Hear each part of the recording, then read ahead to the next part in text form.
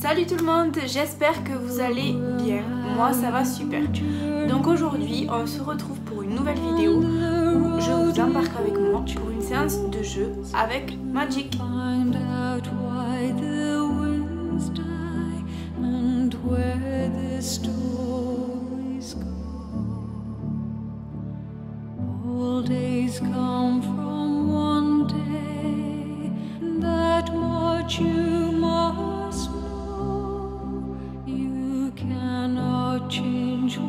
On ne le voit pas depuis le début, mais Magic nous fait une petite valse.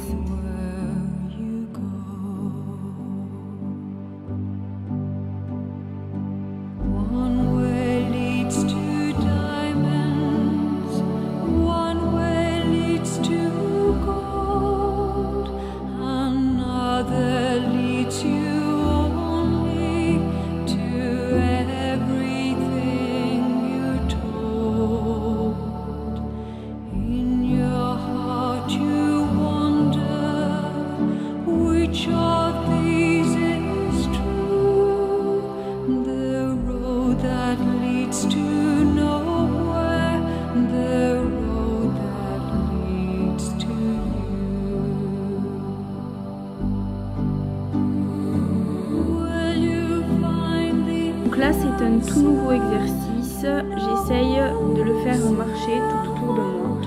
Donc pour le peu de séances que nous avons fait, c'est déjà très bien. Je suis aussi en train d'y apprendre la révérence, mais nous sommes au tout début.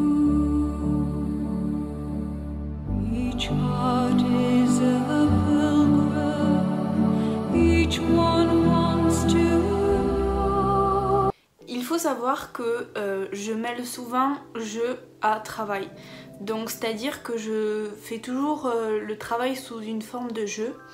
Et c'est pour ça qu'on fait beaucoup de travail en liberté, que ça soit avec Magic comme sur la vidéo ou que ça soit avec les autres mini. Comme vous pouvez sans doute le voir sur la vidéo, je ne m'aide que des gestes du corps. Donc c'est très important que mes gestes soient bien clairs pour que Magic comprenne bien ce que je lui demande.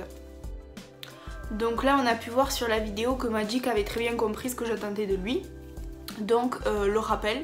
Donc il est venu à moi directement au petit trot et il a effectué ce que j'attendais de lui, donc monter sur la plaque en bois. Donc là j'ai effectué un nouveau rappel, mais cette fois-ci derrière 2 barres au sol qui passent très bien. J'ai essayé de monter les barres un peu plus haut, mais on n'avait pas travaillé ça avant, on l'avait même pas vu. Vraiment uniquement je lui faisais passer des barres au sol et du coup on voit qu'il comprend pas très bien, donc il ne les passera pas. Ensuite pour effectuer la jambette, donc du coup pour le côté droit j'utilise ma jambe droite et pour le côté gauche ma jambe gauche. Donc on voit très bien que Magic comprend ça super bien et il le fait très bien. Donc là on voit bien que Magic s'est lâché complètement. En général je fais tout le temps ça quand je repars des barres au sol et de la plaque en bois, on part tout le temps au galop et après il se retourne et en général il cabre et il s'éclate, on le voit très bien d'ailleurs. Donc c'est super que ça lui plaise autant. Sur la plaque en bois, je lui demande de rester dans la même position et de ne pas descendre tout simplement. Donc soit je fais le tour de lui ou soit comme sur la vidéo là, je vais sur lui, je lui fais des caresses, des papouilles, tout ça. Donc exercice réussi aussi. Donc là on voit très bien que Magic adore le cabré.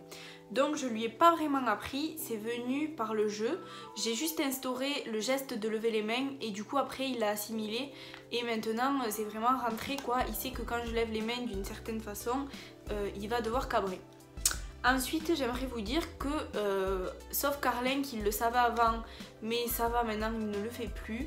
Je n'ai pas appris le cabré à Gitane. Et donc du coup à Carlin il a un peu oublié parce que ce sont des chevaux médiateurs et qu'il faut pas faire n'importe quoi parce que s'ils se mettent à... on ne sait jamais, s'ils comprennent mal la réaction des gens et qu'ils se mettent à cabrer, ça peut vite être dangereux, même s'ils sont petits, il faut pas croire. Donc je pense qu'on doit vraiment choisir à quel cheval on va la prendre et pas faire n'importe quoi. Donc voilà, il faut faire quand même attention, mais du coup Magic il fait uniquement du travail à pied. travaille en liberté, donc lui ça va pas poser de soucis. Et voilà, la vidéo est terminée. J'espère que notre moment de jeu vous aura plu et que mes petits conseils aussi. Donc on se retrouve mercredi prochain pour une nouvelle vidéo, je ne vous en dis pas plus. En attendant, n'hésitez pas à vous abonner à notre chaîne YouTube pour suivre nos aventures et à nous laisser un petit commentaire, ça nous ferait très plaisir. Bye bye!